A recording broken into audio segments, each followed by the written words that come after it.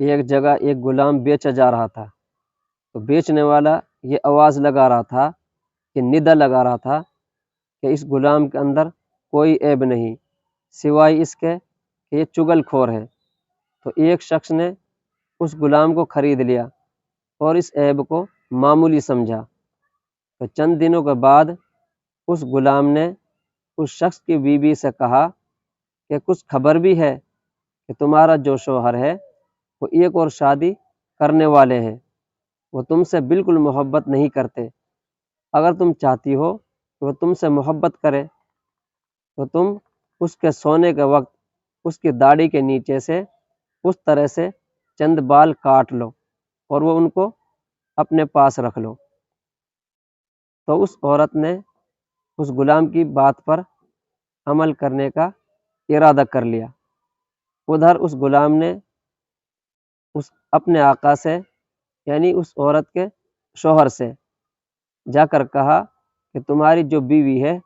اس نے اپنا ایک دوست بنا رکھا ہے، وہ اس کے ساتھ مل کر یہ تدبیر کر رہی ہے، یہ ارادہ کر رہی ہے کہ وہ تم کو ختم کرے۔ اگر تمہیں میری بات پر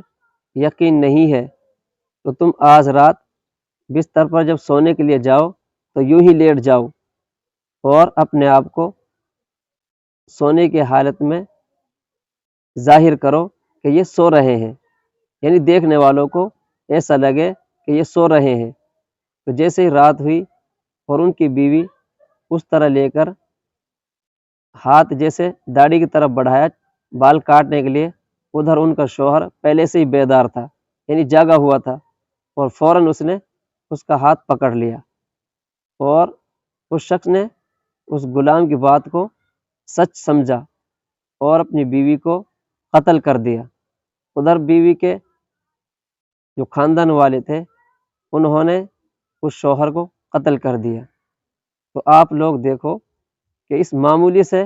عیب نے یعنی تمام معاشرہ اس خاندان کو ختم کروا دیا۔ تو دوستو